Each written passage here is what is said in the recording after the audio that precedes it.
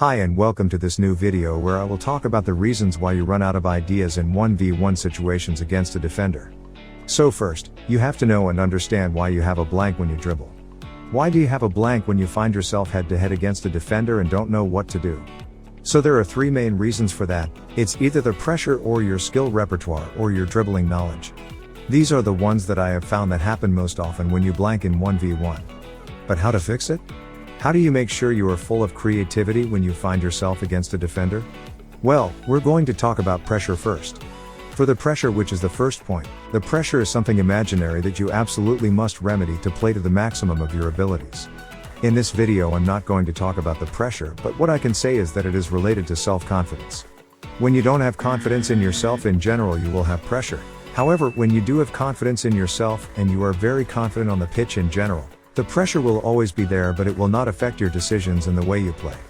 If that's the reason you think you're running out of ideas when you're playing, then go check this video about being confident on the pitch and it'll help you out for sure. The second reason why you have blanks and a lack of creativity when you dribble is the skills repertoire. The skills repertoire is the collection of skills that you have mastered perfectly and know how, where and when to use them. Each of them can be done on demand, unprompted and still perfectly. On the elastico, for example, in general you will want the player or the defender, either on your right or in front of you. If you are right-footed. If he is on your left, you will have more problem to do the skill and to eliminate him for the simple reason that the skill, when you finish it, the ball goes to your left. So if he's already there, unless it goes between his legs, you can lose the ball. Of course it is still possible to go through because you could have a lucky break, but most of the time you should do the elastico in the situations that I listed previously, which are when the defender is in front or on your right. And so compared to that, the more skills you have for given situations, the more creative you can be in the situations in which you find yourself too, in a match. What I mean by that is, if you don't have any skills for when the defender throws himself at you from the right, and that you are right-footed, you will have a blank because you have no moves for that. That is to say that you will be frozen and will not know what to do. And maybe the defender will take the ball from you, or you would be able to pass the ball before he gets there, but it is for this reason that you have blanks. You remain frozen and you have blank. A memory gap because you have no skill moves that cover this given situation. If I was myself in the same situation, I could do many different things, like an outside sombrero, or I could accelerate straight in front of me. There are simple and complicated solutions, but the most important thing to understand is why you have a lack of creativity and blanks. Some players, however, do have a large skill repertoire, know how, when and where to do them, yet on the moment they still freeze. What happens in those cases? Why they still freeze despite having a big repertoire? The reason is that they have so many skills in their repertoire, on the moment they forget what to do.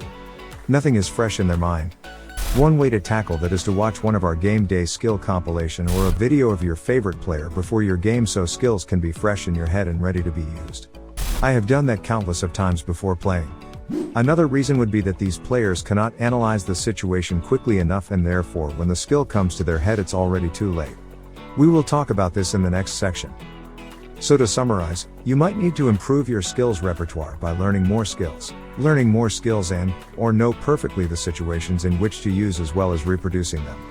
That's what dribbling is about. Not dribbling when you feel like it, but it's dribbling depending on the situation you find yourself into. The third point I listed is knowledge.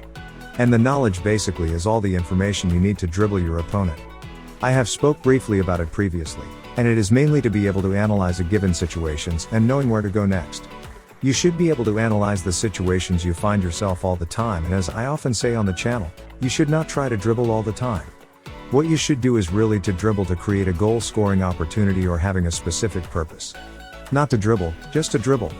When you actually understand that and want to dribble only in situations where you think it could help the team, as well as being effective and create something dangerous, like a shot or chance.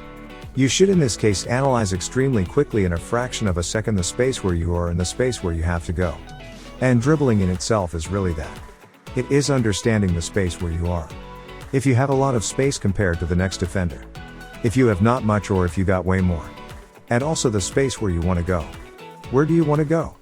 And what are you going to do next? That should be things that you think about and analyze in a split second. For example, if we take a player like Robin who likes direct dribbling and does not necessarily do skills. If you are a player like that, for example, you just have to know where you are on the pitch and where you want to go. And so the lack of knowledge and information on where you are or where you have to go is what will make you having a blank or frozen. So it's really important to do that. Take specific information so that you have an increased knowledge of where you are, where the defender is, what he does and where do you want to go. For example, as I told you, if I have a player who comes from my right, I will think extremely quickly about what I can do.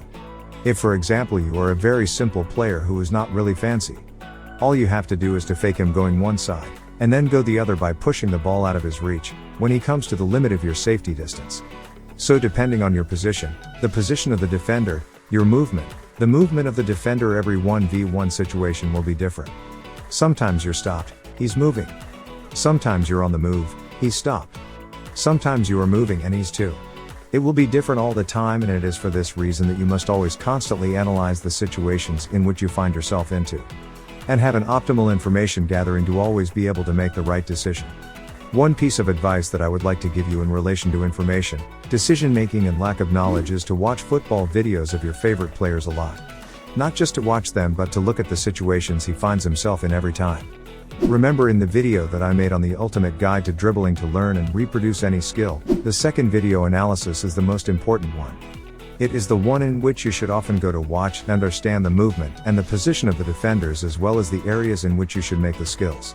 It is this knowledge or information that will enable you to carry out skills much more easily, or just dribbling with simple moves.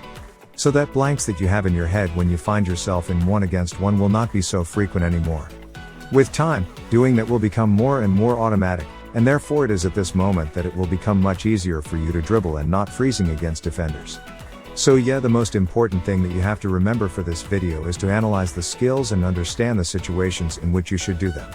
Learn as many moves as possible for as many situations as possible, and in a match or with your friends constantly analyze the situations you find yourself into, to find out where you want to go as quickly as possible.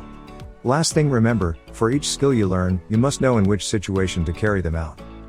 If you want to get more tips on dribbling or anything else, check this playlist out, which is all about tips and advices videos. Anyway, I hope you liked this video, that you learned something. I thank you for watching it, and we'll see you next time.